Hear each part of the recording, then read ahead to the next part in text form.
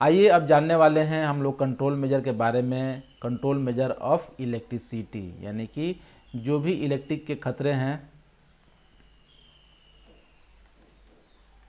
तो उसमें हम लोग इसमें कंट्रोल मेजर के बारे में बात करने वाले हैं कि कैसे बचें इलेक्ट्रिक शॉक से, इलेक्ट्रिक बर्न से।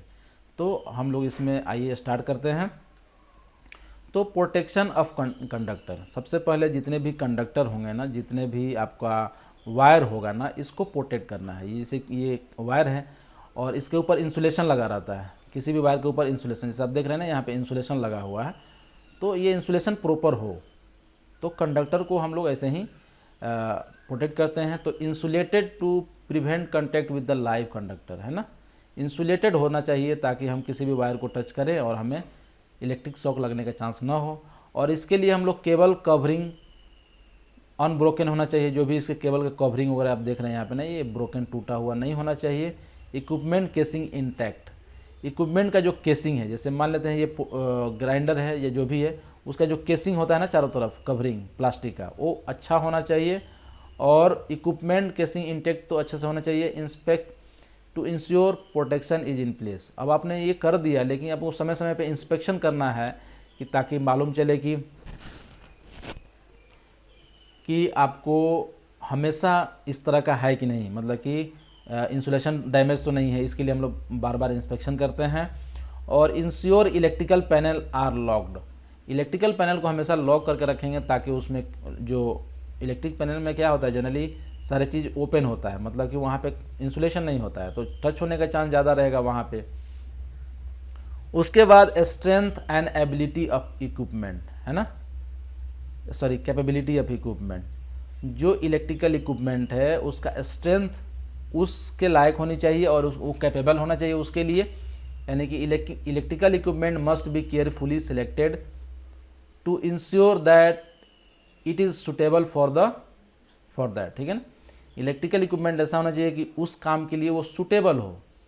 जैसे electrical system that it will become part of, जिसका ये पार्ट बनने वाला है, जैसे कि 5 एम्पियर का मान लेते हैं सर्किट है, तो 5 एम्पियर का ही इलेक्ट्रिकल इक्विपमेंट रहे तो अच्छा है ना। अगर हम 15 मिली एम्पियर का है और उसमें हम तो ये हमें ध्यान देना है कि जैसे मान लें कि कोई सप्लाई है, उसमें मान लेते हैं कि 11 किलो वोल्ट आता है, सारे इक्विपमेंट 11 किलो वोल्ट के हैं, आप ले जाएंगे 240 वोल्ट वाले लगाएंगे तो क्या होगा, वहाँ पे एक्सीडेंट ही होगा। तो जिसका वो पार्ट बनने वाला है उसके लिए वो सूटेबल होना चाहिए। और task that it will perform, जिस काम के लिए उसको बना है उसी काम के लिए उसको यूज़ करना है। और साथ में environment in which it will be used, जिस इन्वायरमेंट में इसको यूज़ करना है, जैसे मैं बताया ना कैटेगरी 1, कैटेगरी 2, कैटेगरी 3, उसके अनुसार ही होना चाहिए। और no electrical equipment should be put into use where it is electrical strength and capability may be exceeded, उसका इलेक्ट्रिकल स्ट्रेंथ और कैपेबिलिटी अगर मैच नहीं करता हो तो उसको यूज़ नहीं करना है। Strength and capability of equipment हम लोग कंसीडर करके ही यूज़ करेंगे, जैसे कि सही वेदर में यूज़ कर रहे हैं कि नहीं। नेचुरल हजार्ड, जैसे कि जहाँ चूहे वगैरह काटने का चांस हो, तो ऐसी जगह पे हम लोग आर्मर्ड केबल का यूज़ करेंगे जिसमें स्टील का पत्ती लपेटा गया हो। और एक्सट्रीम टेम्परेचर में हो तो अभी हम उसके अनुसार, डर्टी कंडीशन हो तो उसके अनुसार, कोरोसिव कंडीशन में हो तो उसके अनुसार हम इक्विपमेंट का सिलेक्शन करेंगे। लिक्विड एंड वेपर जहाँ स्प्लेसिंग का चांस हो तो इक्विपमेंट भी हमारा उसके अनुसार, उसमें स्ट्रेंथ और कैपेबिलिटी होनी चाहिए, तभी तो हम एक्सीडेंट फ्री हम लोग काम कर सकते हैं। फ्लेमेबल सबस्टांस हो तो वह इक्विपमेंट उस जगह के लिए, उस इन्वायरमेंट के लिए सूटेबल, मतलब स्ट्रेंथ और उसकी कैपेबिलिटी होनी चाहिए। और फोर्सिएबल मैकेनिकल डैमेज, कहीं ऐसा लग रहा है कि वायर वगैरह उसको डैमेज कर सकता है, फोर्सिएबल डैमेज है, तो हम लोग उसी के अनुसार इक्विपमेंट भी मजबूत यूज़ करेंगे। आप देखेंगे घर डोमेस्टिक यूज़ के लिए अलग इक्विपमेंट आता है, इंडस्ट्रियल यूज़ के लिए अलग इक्विपमेंट आता है। क्यों? क्योंकि इंडस्ट्री में बहुत रफ़ यूज होता है, इसलिए उसके सारे केबल, उसके बॉडी पार्ट सारे मजबूत आते हैं, और हम लोग जो घर में यूज़ करते हैं उसके नॉर्मल आते हैं, ठीक है ना।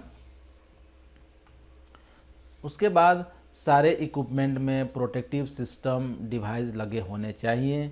और ये प्रोटेक्टिव डिवाइस किस तरह का हो सकता है? तो फ्यूज आप जानते हैं ना कि फ्यूज क्या होता है। जैसे हम उस जो भी वायर है ना, लाइव वायर में हम लोग क्या करते हैं, एक हम लोग पतला सा सर्किट यूज़ करते हैं, पतला सा वायर। अगर ये थोड़ा सा भी इस पर ओवरलोड होगा ना तो ये टूट जाएगा, इसको बोलते हैं हम लोग फ्यूज, ठीक है ना। और मिनिएचर सर्किट ब्रेकर ये वैसे ही है, जैसे इसमें टूट जाता है वैसा उसमें नहीं होता, इसमें ट्रिप हो जाता है। कुछ भी ऐसा शॉर्ट सर्किट होगा तो ये ट्रिप हो जाएगा।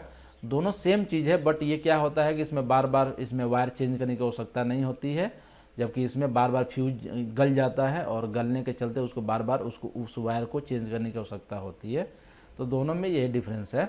और अर्थिंग करके हम जो है किसी भी अप्लायंसेस को हम लोग प्रोटेक्ट करते हैं। जैसे अगर कोई वेल्डिंग मशीन है तो इसको बॉडी को अर्थिंग कर देते हैं, यानी कोई आदमी अगर इसको टच करता है ना, अगर इसमें फल्टी करंट हो तो इस आदमी के थ्रू ना जाके ये अर्थिंग हो जाएगा, मतलब अर्थ हो जाएगा यहाँ पे, इससे कोई व्यक्ति प्रोटेक्ट हो जाता है, ठीक है।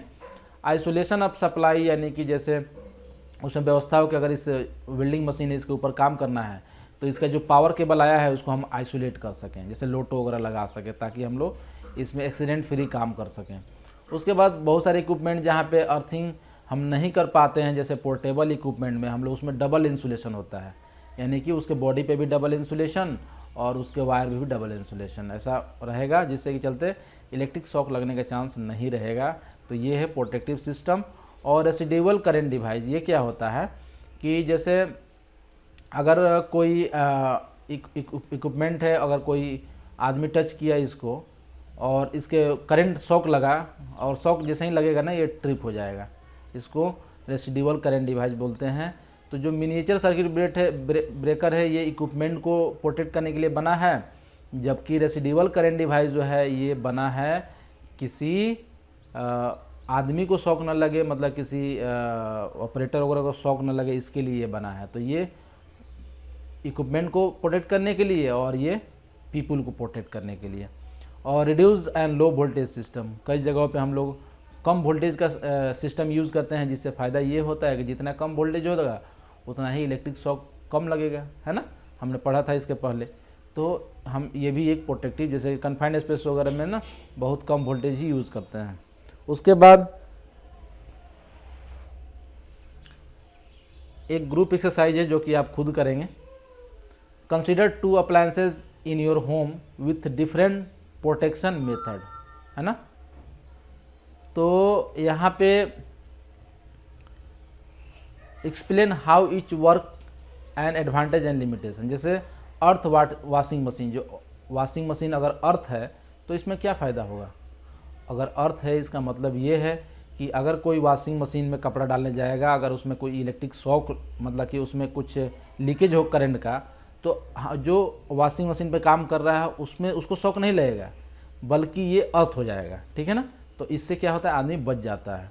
और RCD एंड इलेक्ट्रिकल मूवर अगर लगा हो, RCD रेसिडुअल करंट डिवाइस, तो अगर उसमें कोई इलेक्ट्रिक फॉल्ट हो तो ट्रिप हो जाएगा, जैसे ही कुछ किसी को शॉक लगेगा ना वो ट्रिप हो जाएगा।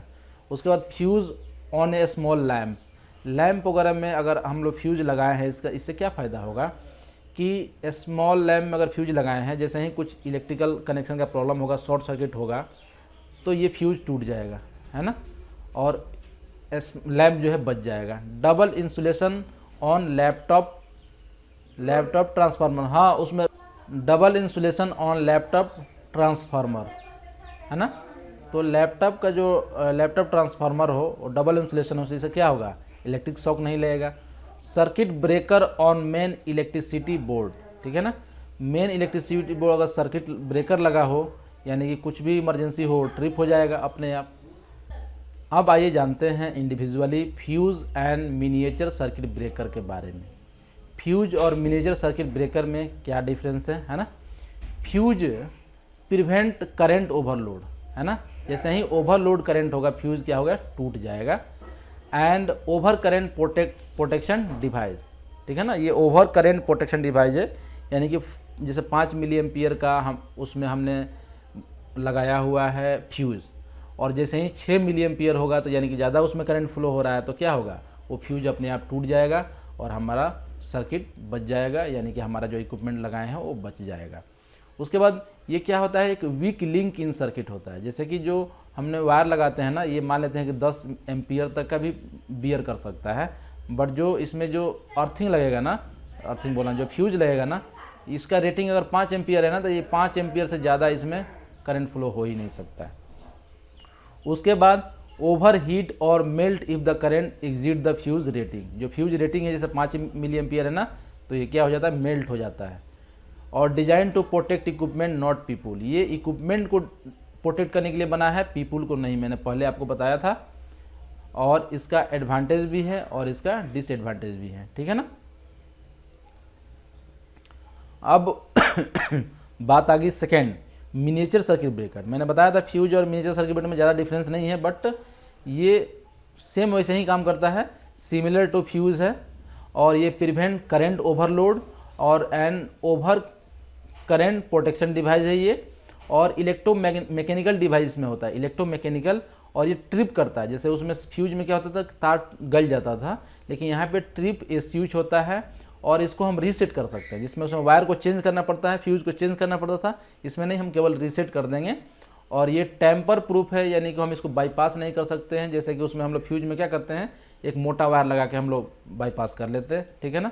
इसको टेम्पर प्रूफ है ये। और design to protect equipment not people, ठीक है ना, ये भी इक्विपमेंट को ही प्रोटेक्ट करने के लिए बना है। और इसके एडवांटेज भी हैं और इसके डिसएडवांटेज भी हैं। अब बात आ गई अर्थिंग।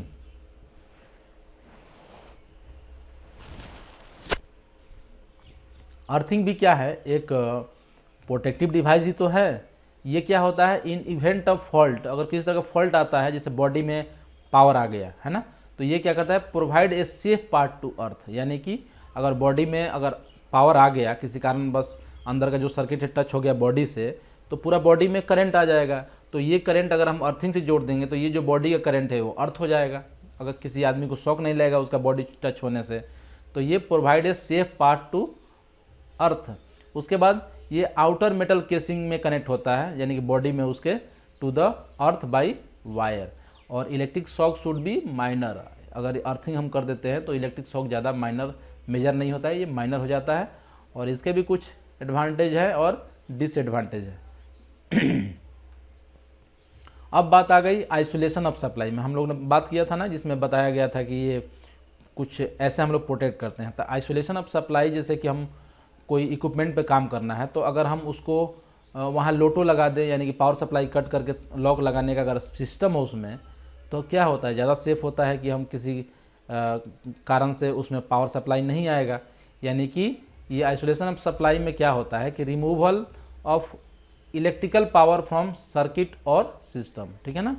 ये इलेक्ट्रिकल पावर जो सर्किट सिस्टम है उससे रिमूव हो जाता है, अलग हो जाता है, आइसोलेट हो जाता है, जिससे कि उस पर हम फर्दर काम कर सकते हैं, मेंटेनेंस कर सकते हैं, हमें इलेक्ट्रिक शॉक नहीं लगेगा। सेकेंड जो है स्विच आइसोलेटर और रिमूविंग द प्लग, ठीक है ना। उसमें इसमें क्या होता है, स्विच होता है या आइसोलेटर होता है, जिसमें हम लोग रिमूविंग प्लग का व्यवस्था होता है, ये इसमें से कोई हो सकता है। और सर्किट डेड हो जाता है, जब हम आइसोलेट करते हैं ना तो पूरा सर्किट डेड हो जाता है।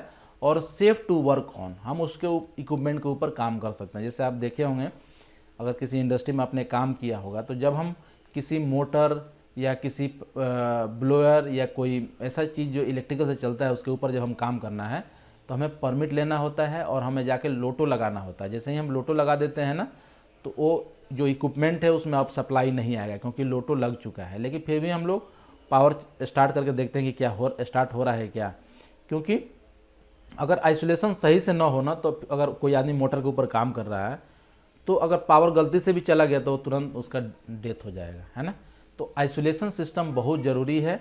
और ये क्या करता है, फिजिकली सिक्योर बाय लॉक लोटो हम लोग इसलिए लगाते हैं ना, ताकि हम लोग लॉक लगा दें कि कोई आके दूसरा आदमी उसको चालू ना कर पाए। जिसके पास चाबी होगा वो आके ओपन करेगा, वही चालू करेगा, दूसरा कोई नहीं करेगा। और शुड बी क्लियरली लेबल्ड होना चाहिए। जैसे आप देख रहे हैं यहाँ लेबल लगा हुआ है, इसके पीछे भी नाम लिखे रहते हैं कि कौन आदमी लगाया है, कितने घंटे के लिए लगाया है। तो इस तरह से लेबलिंग उसके ऊपर होना चाहिए, ठीक है ना। सर्किट शुड बी टेस्टेड, और उसके बाद भी सर्किट को टेस्ट करना है कि क्या उसमें पावर सप्लाई आ रहा है क्या। और इसके भी एडवांटेज हैं और डिसएडवांटेज हैं। तो ये है आइसोलेशन ऑफ सप्लाई, यानी कि लोटो का व्यवस्था होना चाहिए लगाने का। अब बहुत सारे इक्विपमेंट ऐसे होते हैं जिसको हम लोग अर्थिंग नहीं कर सकते हैं, तो उसको हम लोग क्या करते हैं, डबल इंसुलेशन करते हैं। खासकर आप देखे होंगे पोर्टेबल अप्लायंसेस जो टूल है, जैसे कि ग्राइंडर हो गया, जैसे कि आपको कंक्रीट ब्रेकिंग मशीन हो गया, उसमें आप देखेंगे ना इस तरह का सिंबल बना होगा उसके ऊपर। इसका मतलब ये है कि इसको अर्थिंग नहीं किया, ज़रूरत नहीं है, ये डबल इंसुलेटेड है। और इसमें देखिए, आइए जानते हैं क्या होता है कि लाइव पार्ट और part that might become live under fault condition can be easily touched, है ना। तो इसके लिए क्या होता है कि often achieved by having 2 layer of insulation. जैसे मान लेते हैं कि ये बीच में एक कंडक्टर है, इसके ऊपर एक लेयर का प्रोटेक्शन दे दिए, इसके ऊपर एक और लेयर का दे दिए, तो अब क्या हो गया, ये ज़्यादा सेफ हो गया ना, तो ये डबल लेयर हो गया, इसलिए इस तरह का उसको इंडिकेशन हम लोग देते हैं। और between live conductor and an external metal surface, और एक्सटर्नल सरफेस और नॉन कंडक्टिंग जैसे प्लास्टिक जो वगैरह होते हैं, इसको हम लोग क्लास 2 इक्विपमेंट बोलते हैं। ये क्लास 2 इक्विपमेंट है और no need for earth protection, इसको अर्थिंग करने की ज़रूरत नहीं है क्योंकि ये डबल इंसुलेटेड है। और इसके भी एडवांटेज हैं और डिसएडवांटेज हैं। क्या है आप बुक में एक बार देखिए। उसके बाद हम लोगों ने प्रोटेक्टिव इक्विपमेंट में देखा था रेसिड्यूअल करंट डिवाइस, हम लोगों ने फ्यूज़ के बारे में देखा, एमसीबी यानी कि मिनिएचर सर्किट ब्रेकर के बारे में हम लोगों ने देखा। अब हम लोग देखने वाले हैं रेसिड्यूअल करंट डिवाइस, इसको हम लोग ELCB बोलते हैं, ELC और B, इसको ELCB भी बोलते हैं। तो ये क्या होता है, specific design to protect human life, ठीक है ना। ये आदमी को बचाने के लिए बना है, यानी कि बहुत कम करंट लगने के समय में ही बहुत कम समय में ट्रिप हो जाता है, ठीक है ना। Constantly compare current in live and neutral, जैसे कि 2 वायर जा रहा है ना, इसके बीच में हमने लगा दिया एक RCD हमने लगा दिया इसमें, तो ये दोनों इसमें जैसे 5 मिली एम्पियर जा रहा है, 5 एम्पियर जा रहा है, तो इधर से भी रिटर्न कितना आएगा, 5 एम्पियर, क्योंकि ये पूरा सर्किट है इस तरह का, है ना। यहाँ पे कोई बल्ब वगैरह लगा हो तो मान लेते हैं, तो ये दोनों को कंपेयर करता है और चेक करता है कि दोनों बैलेंस है कि नहीं, ठीक है ना। और इसमें दोनों में डिसबैलेंस जैसे ही आएगा ना, ये ट्रिप हो जाता है। तो इसमें क्या है, constantly compare current in live और न्यूट्रल वाले में, तो ये लाइव है और ये न्यूट्रल है, दोनों को ये कंपेयर करते रहता है। और sensitive to small current imbalance leak to earth, ठीक है ना।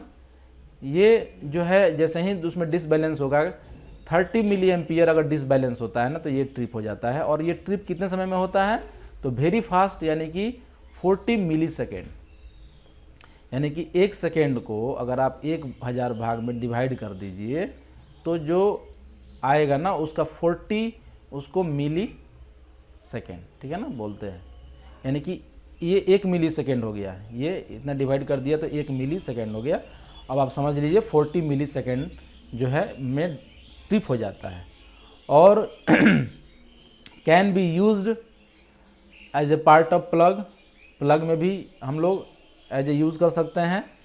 और स्टैंड एलोन डिवाइस भी होता है अलग अलग जगहों पे, मतलब कि इसको हम अलग से भी खरीद के लगा सकते हैं। जैसे कि आप देखे होंगे ना, बहुत ज़्यादा जहाँ प्लग लगाते हैं ना, जहाँ बोर्ड वगैरह लगे रहते हैं, स्विच बोर्ड, तो वहाँ में भी ये ऑलरेडी इंटीग्रेटेड होता है, लेकिन हम इसको चाहें तो अलग से भी यूज़ कर सकते हैं।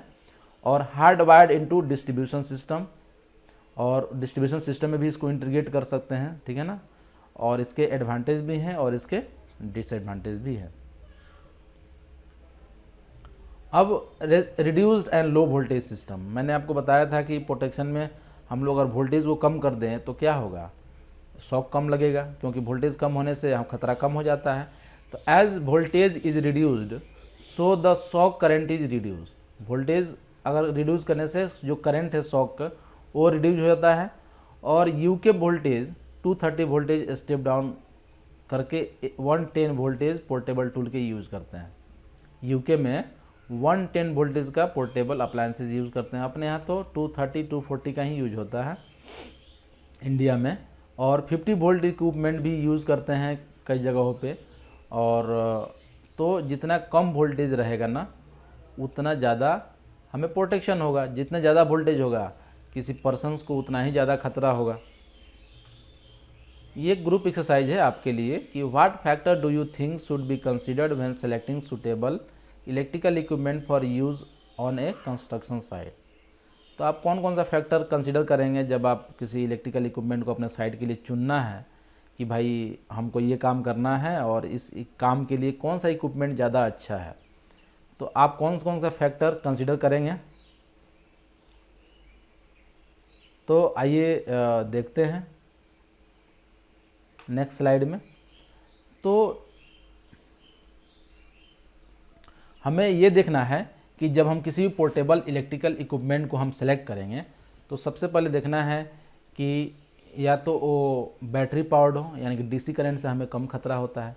तो बैटरी पावर्ड हो तो ज़्यादा अच्छा है, क्योंकि एसी हमारे लिए नुकसानदायक है और डीसी हमारे लिए मतलब कि डीसी भी नुकसानदायक है, उससे कम है। और उसके बाद अगर ये हो रिड्यूस हो, यानी कि वोल्टेज जितना कम हो उतना हमारे लिए अच्छा है। उसमें आरसीडी का यूज़ किया गया हो, यानी कि रेसिडुअल करंट डिवाइस का यूज़ किया गया हो, जिसमें कोई व्यक्ति अगर टच करेगा तो ट्रिप हो जाएगा। उसके बाद लोकेट केबल केयरफुली, केबल को सही से लोकेट किया जा सके उसमें। और use double insulated equipment, portable क्या होता है और डबल इंसुलेटेड रहता है, क्योंकि उसमें अर्थिंग करना संभव नहीं होता है, क्योंकि उसको हमेशा लेकर घूमते रहते हैं। Carry out pre use check, हम यूज़ करने से पहले उसको चेक करेंगे सारा उसका इंसुलेशन वगैरह ठीक ठाक है नहीं, सारा प्लग वगैरह उसका ठीक है कि नहीं, माल फंक्शन तो नहीं कर रहा है। Train operator in correct use, जो ऑपरेटर उसको यूज़ करेगा उसको हम लोग उसको पता होना चाहिए कैसे यूज़ करना है, तभी तो सेफ्टी रहेगा ना। अवॉइड यूजिंग वेट कंडीशन, जहाँ पानी वगैरह हो, वेट कंडीशन हो, जहाँ ह्यूमिडिटी ज़्यादा हो, उसको ऐसी जगह पे यूज़ नहीं करना चाहिए। Implement routine visual inspection and testing, और रूटीन जैसे वीकली मंथली जो भी है उसको टेस्टिंग करना चाहिए और विजुअल इंस्पेक्शन करना चाहिए। तो ये कुछ कंट्रोल मेजर है जो कि हमको when selecting portable electrical equipment on construction site, तो हमें इन सब बातों को ख्याल रखेंगे तो हमें एक्सीडेंट का चांस बहुत ही कम हो जाएगा। एक ग्रुप एक्सरसाइज है कि what do you mean by the term competence, है ना। कॉम्पिटेंस के बारे में हम लोग अपने इसके पहले ही पढ़ा था GC1 में कि कॉम्पिटेंस का मतलब क्या है। तो जिसके पास नॉलेज हो, एक्सपीरियंस हो, ट्रेनिंग हो और एबिलिटी हो उस काम को करने के लिए, उसको हम लोग कॉम्पिटेंट पर्सन बोलते थे, ठीक है ना। उसी से बना है ये कॉम्पिटेंस।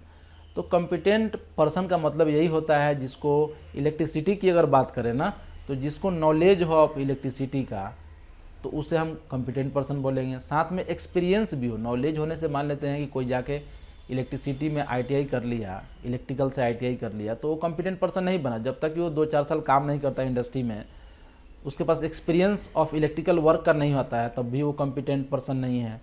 और साथ में अंडरस्टैंडिंग ऑफ द सिस्टम, उस सिस्टम माने आप देख रहे हैं इलेक्ट्रिकल का सिस्टम अलग अलग होता है, कई जगह 3 फेज होता है, कई सिंगल फेज है, कई जगह पे पैनल लगे हैं, कई तरह के आजकल सिस्टम आ गए हैं। तो वह आदमी के पास एक्सपीरियंस हो, लेकिन जब तक उस 3 फेज का नॉलेज ना हो तब तक उस काम के लिए कॉम्पिटेंट नहीं है, क्योंकि वो सिंगल फेज पे काम करके आया है। तो अंडरस्टैंडिंग ऑफ द सिस्टम होना चाहिए। उसके बाद जो है understanding of hazard and precaution, ठीक है ना, उसमें क्या खतरे हैं और कैसे बचे इसके बारे में उसको पता होना चाहिए, तभी तो वो कॉम्पिटेंट पर्सन होगा।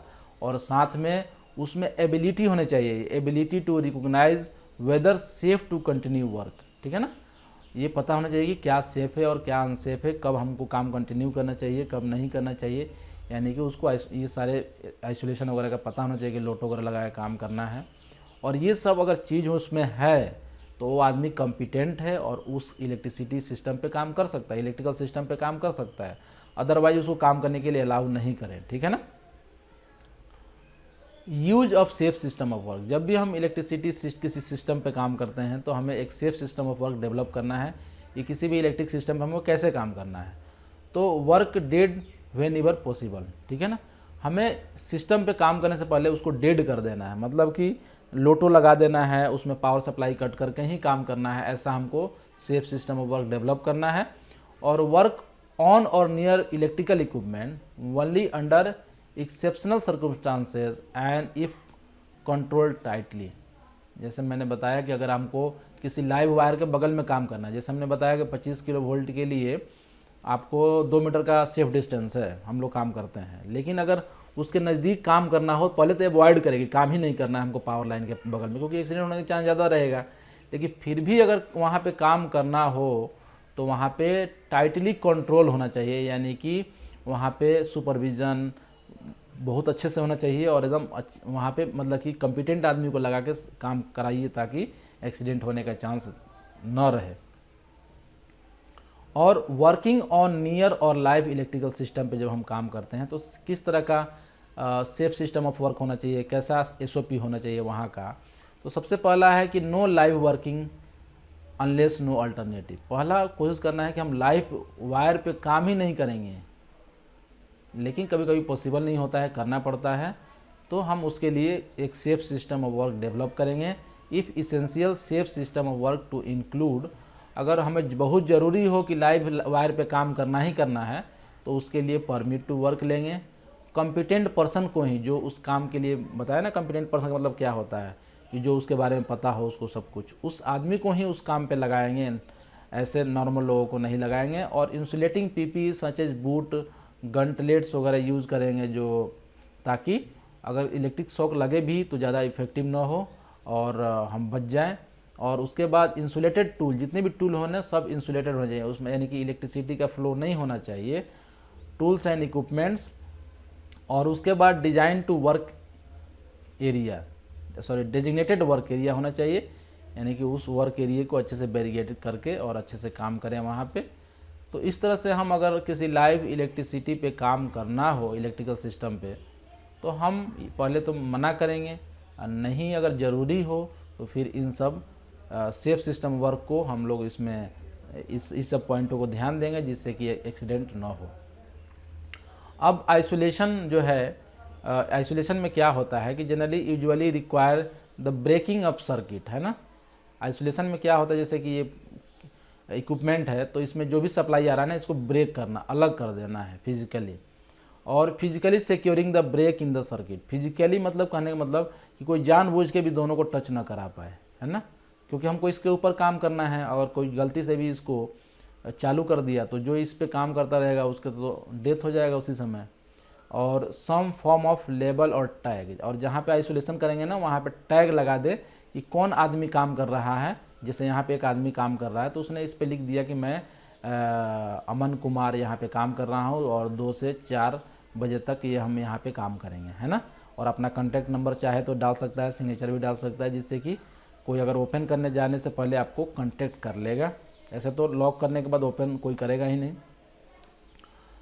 साथ में प्रिवेंटिंग ब्यूरिड केबल स्ट्राइक, आप देखे होंगे कि जब भी हम डिगिंग करते हैं ना तो बहुत चांस रहता है कि अंडरग्राउंड जो केबल है, खासकर आप हर जगह देखने को मिलता है, विदेश वगैरह में भी, कि अंडरग्राउंड जो केबल है ना उसमें लोग टच हो जाते हैं और वहाँ पे शॉक लग जाता है। तो मे बी स्ट्रक ड्यूरिंग एग्जावेशन, खासकर जब गड्ढा खोदते हैं ना तो ऐसे समयों पे जब एग्जावेटर का यूज़ करते हैं तो केबल टच होने का चांस ज़्यादा रहता है, ठीक है ना। तो ये जो है, आप अगर केबल टच हो जाता है तो क्या हो सकता है, आर्किंग हो सकता है, फ्लैश आता है वहाँ पे, और शॉक लग सकता है, बर्न हो सकता है और फायर हो सकता है। आपने बहुत सारे यूट्यूब पे वीडियो देखेंगे ना तो लोग ऐसे गड्ढा खोद रहे थे और शॉक मतलब कि वहाँ आग लग जाता है तुरंत वहाँ पे। और इसके प्रिकॉशन यही है कि सबसे पहले चेक प्लान बनाएं अपना, यानी कि कहीं भी हमें अगर डिगिंग करना है तो हमें वहाँ पे चेक करना है। और चेक करने के लिए स्कैनर आता है, ठीक है ना, केबल डिटेक्टर आता है। मैंने केबल डिटेक्टर पे भी एक वीडियो बनाए हुए हैं कैसे यूज़ करना है। तो उस केबल को डिटेक्ट करेंगे कि यहाँ पे कोई यूटिलिटी तो इस तरह का केबल तो है नहीं। अगर केबल है यानी कि हम वहाँ पे मैनुअल पहले मार्क कर लेंगे और मैनुअल डिगिंग करेंगे, जिससे कि अगर कहीं केबल आ भी जाए तो उसको कटने का चांस ना हो, ठीक है ना। तो चेक प्लान बनाएंगे, डिटेक्शन इक्विपमेंट का यूज़ करेंगे, जैसे कि कैट स्कैनर बोलते हैं, है ना, उसका यूज़ करेंगे और पता चल जाए। एक्सपोज्ड बाय हैंड डिगिंग, मैंने बताया ना मैकेनिकल डिगिंग नहीं करना है, यानी कोई मशीन से डिगिंग नहीं करना है, हैंड मैंने धीरे धीरे डिगिंग करना है कि कहीं अगर दिखेगा केबल हम रुक जाएंगे वहीं पे और उसको अच्छे से वहाँ डिगिंग करेंगे। आइडेंटिफाई एंड लेबल, उसको आइडेंटिफाई करेंगे और लेबल कर देंगे अगर कहीं ऐसा लग रहा है तो। जैसे कि यहाँ पे केबल अंदर में है तो ऊपर में हम लोग इस तरह का मार्क कर देंगे, यहाँ पे कुछ ऐसा झंडी वगैरह लगा देंगे ताकि वहाँ पे केबल जो है पता चले कि यहाँ इसके अंदर में केबल है। और work near overhead power line, जैसे आप देख रहे हैं ना कि यहाँ पे ओवरहेड पावर लाइन है यहाँ पे, और यहाँ पे पास में काम करना है। तो कैसे करेंगे, काम करने का तरीका है, ये कंट्रोल मेजर क्या है, अरेंज आइसोलेशन फॉर कवर। अगर वहाँ पे कुछ ऐसा कवर ओवर लगा दे, ऐसा कुछ करें, स्लीव वगैरह लगा दे उसके ऊपर, वायर के ऊपर। अगर ऐसा नहीं हो सकता है तो safe system of work and permit to work develop करें यहाँ पे, है ना। इस तरह का बैरियर भी लगा सकते हैं, जैसे कि इसके आगे अगर कोई मशीन जाएगा तो इसमें टच होने का चांस है, तो यहीं पे हम बैरियर लगा दिए पहले ही कि ना इधर जाएगा और ना उसमें टच होगा। तो बैरियर साइन, गोल पोस्ट देख रहे हैं ना, पहले से ही गोल पोस्ट वगैरह इस तरह का लगा दिए, तो अब उसके अंदर कोई नहीं जाएगा। जब नहीं जाएगा तो ऊपर में टच होने का भी चांस नहीं रहेगा। और बैंक्समैन और सिग्नलर हमेशा रखेंगे कि अगर कोई गाड़ी बैक जा रही है, चाहे कुछ काम कर रही है, तो ड्राइवर को दिखता नहीं है हर एक चीज़, तो सिग्नल देके उसको रोक सकता है। और नॉन कंडक्टिंग इक्विपमेंट, बहुत सारे इक्विपमेंट ऐसे हैं जो नॉन कंडक्टिंग होते हैं, अगर उसका यूज़ करेंगे तो अगर टच भी हो गया लाइव वायर से तो उसमें इलेक्ट्रिसिटी का फ्लो नहीं होगा, तो इससे भी हम लोग बच सकते हैं। तो ये कुछ तरीके हैं जो कि यहाँ पे सजेस्ट किए गए हैं, control measure for work near overhead power lines. एक ग्रुप एक्सरसाइज है आपके लिए कि what action should be taken on finding a person suspected to have suffered an electric shock. किसी को अगर इलेक्ट्रिक शॉक लग जाता है तो आपको क्या करना चाहिए, ठीक है ना। आप क्या डेंजर लाइव टर्मिनल, ये देखते हैं। तो emergency procedure following an electrical incident, अगर किसी को भी इलेक्ट्रिकल शॉक लग जाता है तो सबसे पहले आपको क्या करना है, एक पर्सन है जिसको इलेक्ट्रिक शॉक लग गया है, ठीक है ना, और वो गिरा हुआ है नीचे में, तो अब इसने इस वायर है यहाँ पे इसको टच कर दिया है, ठीक है ना।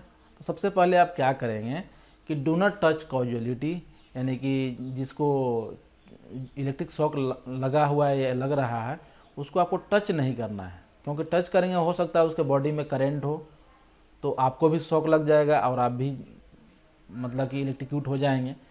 तो सबसे पहले आपको टच नहीं करना है उसको।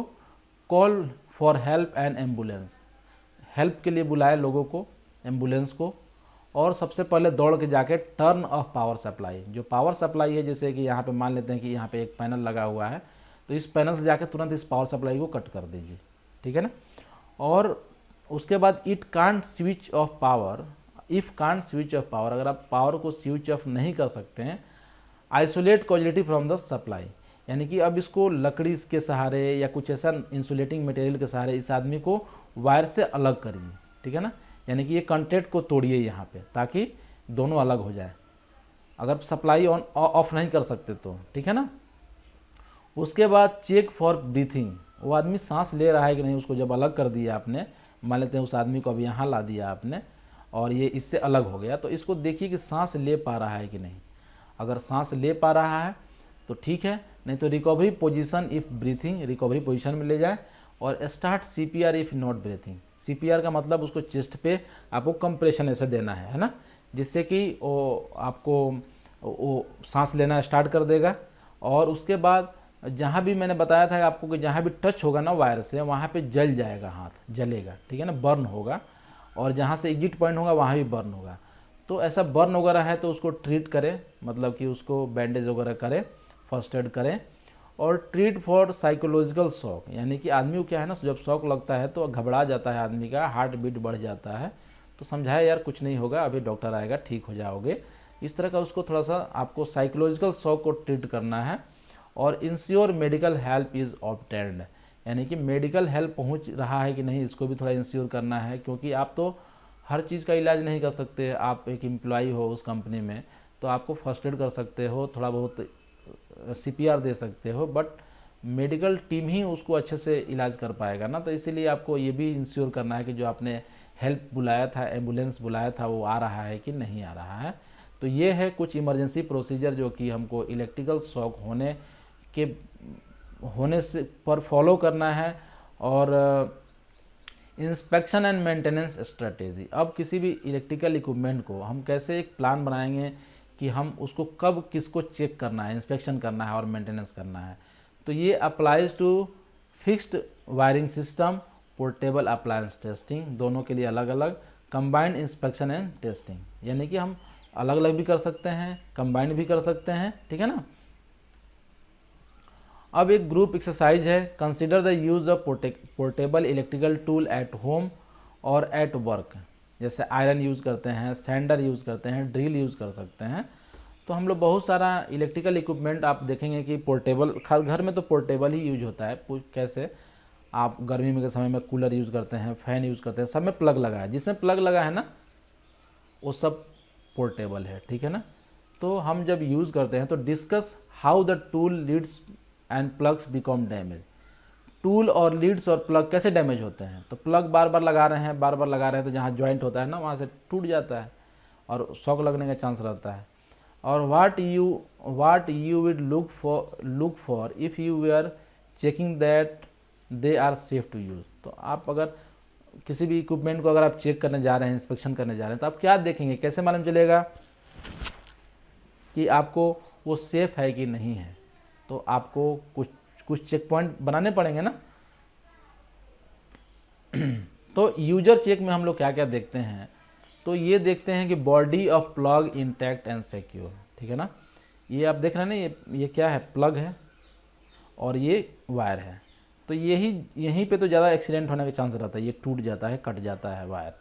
तो ये दोनों सिक्योर होना चाहिए, एक दूसरे में बहुत अच्छे से फिट होने चाहिए, ताकि जो है ये निकले नहीं। कभी वायर भी एक निकल जाता है बाहर में, ठीक है ना। तो इस तरह का होना चाहिए। Outer flex sheath cover all inner wire, जो है ना आउटर फ्लेक्स सीट कवर होना चाहिए। आप देख रहे हैं ना, इसका कवरिंग वगैरह अच्छा से होना चाहिए। Plug and appliances cable clamp tight. Plug और ये जो अप्लायंसेस का केबल है ये यहाँ पे टाइट होना, जैसे आप यहाँ पे दो जो स्क्रू देख रहे हैं ना, ये इसी को टाइट करने के लिए दिया हुआ है। तो अच्छे से टाइट होना चाहिए, तो कोई खींचे भी तो ना निकले, इस तरह का होना चाहिए। और उसके बाद ये हो गया फ्लेक्स फुली इंसुलेटेड। जो ये फ्लेक्स है ना, ये फुली इंसुलेटेड है। आप देख रहे हैं यहाँ पे ब्लैक कलर का फुली इंसुलेटेड है, लेकिन यहाँ पे ये प्रॉब्लम है, इसको और अंदर ले जाके टाइट करना है, ठीक है ना। और नो स्प्लिट और किंक्स, किस तरह गांठ और अलग अलग नहीं होना चाहिए। बॉडी ऑफ अप्लायंसेस इंटेक्ट होना चाहिए। और जब बॉडी जो है, बॉडी में जहाँ वायर घुसा हुआ है ये भी यहाँ पे सिक्योर अच्छे से होना चाहिए, ठीक है ना। और no damage to casing of equipment, casing वगैरह डैमेज नहीं होना चाहिए, देखना है कि कहीं उसका बॉडी टूटा फूटा तो नहीं है। No burns and scorch mark, कहीं बर्न और स्क्रॉच मार्क नहीं होना चाहिए उसके ऊपर। नो सॉइल्ड और वेट, पूरा वायर ऐसा ना हो भींगा हो, मिट्टी धूल लगा हुआ हो, ऐसा नहीं होना चाहिए, ये आपको चेक करना है। उसके बाद फॉर्मल विजुअल इंस्पेक्शन आप जब करने जाएंगे तो क्या क्या चेक करेंगे आप, तो यूजर चेक प्लस जो यूजर चेक है, यानी कि हर दिन जो काम करना है वो तो चेक करना ही करना है। उसके साथ साथ कभी कभी वीकली आपको जाके फॉर्मल विजुअल इंस्पेक्शन करना है, चेकलिस्ट वगैरह भरने पड़ते हैं। या ऐसे भी आप जब अच्छे से चेक करने जाएंगे तो क्या चेक करेंगे, तो यूजर चेक प्लस, उसके प्लस में ये है वो चेक करना ही, साथ में ये चेक करना है कि remove plug cover and check, plug का कवर हटा के ये सब फ्यूज चेक करना है, उसमें कनेक्शन एंड सिक्योर है कि नहीं, यानी कनेक्शन उसमें अच्छे से किया है कि नहीं, ऐसा तो लूज तो नहीं हो गया है। टर्मिनल्स आर सिक्योर है कि नहीं है। No sign for internal damage, यानी कि क्या होता है ना, जब ढीला अगर कनेक्शन हो तो वहाँ पे स्पार्क होने लगता है और अंदर में बर्न होने लगता है, तो इस तरह का आप देखें कि न हो। और कॉम्पिटेंट पर्सन ही उस चीज़ को करे, ये फॉर्मल विजुअल इंस्पेक्शन जो है। साथ में एक कंबाइंड इंस्पेक्शन और टेस्टिंग भी करते हैं। और कंबाइंड इंस्पेक्शन और टेस्टिंग कैसे करते हैं, तो एक विजुअल इंस्पेक्शन में fail to detect, visual inspection जो है हम लोग सही से अंदर की चीज़ों को नहीं पता कर सकते हैं क्या चल रहा है उसके अंदर में। तो ये डिटोरेशन ऑफ इंसुलेशन हो सकता है और डिफेक्टिव अर्थ पाथवे हो सकता है ना। तो ये जो टेस्टिंग है, inspection and test, when suspect equipment is defective after repair and modification at appropriate interval और कॉम्पिटेंट पर्सन। तो फ्रीक्वेंसी ऑफ इंस्पेक्शन, ये जो टेस्टिंग है ना इसको बोलते हैं PAT testing, portable appliance testing बोलते हैं। तो ये हम लोग क्या करते हैं, दोनों वायर लगा के इसमें हम लोग चेक कर लेते हैं कि किसी तरह का क्या होता है ना कि इंसुलेशन वगैरह जो है डैमेज हो जाता है और हमें पता नहीं चलता है, या इंसुलेशन बहुत समय लंबे समय के बाद धीरे धीरे ख़राब हो जाता है। तो ये मशीन वगैरह जो है पैड टेस्टिंग जिसमें हम लोग करते हैं ना, उसमें सब कुछ पता चल जाता है। अब frequency of inspection and testing कितने समय पर होनी चाहिए, तो फ्रीक्वेंसी इज डिटरमाइंड बाय, एक तो अगर आपको कोई कंट्री में कोई लॉ है कि भाई आपको एवरी 15 डेज पे, जैसे कि BOCW एक्ट है, फैक्ट्री एक्ट है, इसमें अगर इस तरह कुछ लिखा हुआ है कि लीगल स्टैंडर्ड है और कोड है कि हर 15 दिन पे आपको चेक करना है, तो आप उसको मानना ही पड़ेगा क्योंकि वो लीगल रिक्वायरमेंट है। अगर ऐसा कहीं नहीं है तो आप अपने मन से भी कर सकते हैं, जैसे कि टाइप ऑफ इक्विपमेंट, वेदर और नॉट हैंड हेल्ड, है ना। टाइप ऑफ इक्विपमेंट के अनुसार आप फ्रीक्वेंसी बढ़ा सकते हैं चेक का। और मैन्युफैक्चरर रिकमेंड कर रहा है कि मान लेते हैं कि जिसने जो टूल आपने खरीदा है उसका मैन्युफैक्चरर बोल रहा है कि आपको हर 15 मिनट पे आप हर 15 डेज पे आपको चेक करना है, तो आप उसके अनुसार आप करिए। और initial integrity and soundness of the equipment, अगर इक्विपमेंट अच्छा हो तो आप फ्रीक्वेंसी बढ़ा सकते हैं। अगर इक्विपमेंट बहुत ख़राब लग रहा है, बहुत पुराना हो गया, तो बार बार चेक करना पड़ेगा। एज ऑफ द इक्विपमेंट में वैसे ही वर्किंग इन्वायरमेंट, अगर ज़्यादा वेट वहाँ हो तो थोड़ा बढ़ाना पड़ेगा frequency and duration of use, ज़्यादा यूज़ कर रहे हैं तो ज़्यादा बार चेक करिए। फॉरसिएबल एब्यूज़ ऑफ द इक्विपमेंट, कोई इक्विपमेंट है बार बार उसको लोग तोड़ फोड़ दे रहा है तो उसको बार बार चेक करना पड़ेगा, है ना। इफेक्ट ऑफ एनी मॉडिफिकेशन और रिपेयर, अगर कोई रिपेयर मॉडिफिकेशन किया है उसका इफेक्ट पड़ रहा है, बार बार ख़राब हो रहा है या बार बार उसको देखने को हो सकता है, तो उसके अनुसार भी आप अपना फ्रीक्वेंसी बढ़ा सकते हैं। Analysis of previous maintenance record, और पहले का मेंटेनेंस रिकॉर्ड देख के भी कि हर 15 दिन पे पहले चेक हुआ है, तो जितना पुराना हो उतना और भी ज़्यादा करना पड़ता है, उसको भी देख के हम फ्रीक्वेंसी सेट कर सकते हैं। तो what are the advantage and limitation of PAT, यानी कि पोर्टेबल अप्लायंस टेस्ट जो हम लोग करते हैं उसका क्या एडवांटेज और लिमिटेशन है। तो जो पैट टेस्ट होता है, पोर्टेबल अप्लायंस टेस्टिंग, उसके एडवांटेज ये हैं कि defect fault not visible to eye, उसको भी ये पता कर लेता है जिसको आंख से नहीं हम देख पा रहे हैं, माने इंसुलेशन काम कर रहा है कि नहीं, अर्थिंग प्रॉपर है कि नहीं है। Early removal repair of unsafe equipment, हमको अगर पैट टेस्ट में बताता है कि ये इक्विपमेंट फॉल्टी है तो हम लोग उसको तुरंत रिमूव करके और उसको मेंटेनेंस कराते हैं। डेमोन्स्ट्रेट लीगल कंप्लायंस, हम करते हैं तो गवर्नमेंट भी कहता है कि आपको करना चाहिए, तो ये एक लीगल रिक्वायरमेंट को भी फुलफिल करता है।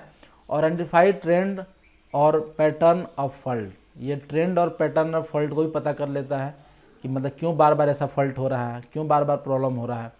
और इसका लिमिटेशन ये है कि provides proof of safety eight one moment in A time only, जब हम टेस्ट करते हैं तभी तो ये हमें केवल बताता है, उसके बीच में तो नहीं बताता है, तो ये इसका लिमिटेशन है। और does not ensure safe use and prevent miss use, है ना। अगर सेफ यूज़ हम नहीं कर रहे हैं या मिसयूज़ कर रहे हैं तो ये उसको नहीं बता पाएगा। आइटम में भी missed and then remain untested, है ना। Can't be applied to all equipment, जैसे कंप्यूटर वगैरह पे हम लोग इसको टेस्टिंग नहीं कर सकते। तो इस पूरे एलिमेंट में हम लोगों ने क्या क्या सीखा, आइए जान लेते हैं। तो हम लोगों ने सीखा कि basic electrical principles such as voltage के बारे में जाना, करंट क्या होता है जाना, रेसिस्टेंस क्या होता है जाना, और रिलेशनशिप हमने देखा था, यानी कि ओम्स लॉ को हमने देखा, यानी कि V=I/R हमने देखा था। उसके बाद describe the hazard of electricity and as a electric shock, है ना। हजार्ड देखा था, कौन कौन से हजार्ड इलेक्ट्रिसिटी का, electric shock, burn both direct और इनडायरेक्ट देखा था, फायर एंड एक्सप्लोजन देखा था, आर्किंग देखा था, सेकेंडरी इफेक्ट इसका देखा था, है ना। उसके बाद explain the range of effect of electric shock, electric shock का क्या क्या इफेक्ट होते हैं, कितना मिली एम्पेयर करंट पे क्या होता है, ये हमने देखा था। और how the severity of injury is influenced by the several factor, जैसे हमने वोल्टेज ज़्यादा हो तो क्या इफेक्ट होगा, करंट है, पाथ ऑफ द फ्लो है ना, ये सारा चीज़ हम लोगों ने देखा था। और उसके बाद outline the reasons why portable electrical equipment is often involved in electrical accident, ठीक है ना।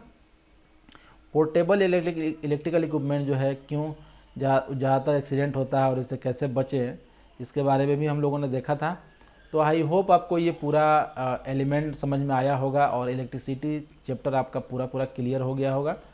फिर भी अगर आपको ज़्यादा नॉलेज चाहिए ना तो एक वीडियो को बार बार देखने से भी आपको थोड़ा ज़्यादा नॉलेज होगा, और अगर ज़्यादा नॉलेज चाहिए तो इसका जो बुक है उसको आप पूरी तरह से पढ़ें, और दोनों को अगर मैच कराएंगे तो हमें लगता है कि आपको ज़्यादा एक अंडरस्टैंडिंग मिलेगा, ये आपको कंसेप्ट दे देगा यहाँ पे, और जो बुक पढ़ेंगे तो और डीप नॉलेज ले पाएंगे।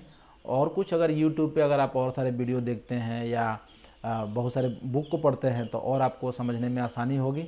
तो आई होप आप इस सेशन को एंजॉय किया होगा। और यह जी पूरा GC2 कंप्लीट हो गया है, GC1 तो पहले ही कंप्लीट हो गया। तो अगर आप हमारे चैनल पर नए हैं तो सब्सक्राइब करें और बेल आइकन को ज़रूर दबाएं और कमेंट करें जिससे हमको मालूम चले कि आप यहाँ तक देख चुके हैं। Thanks for watching.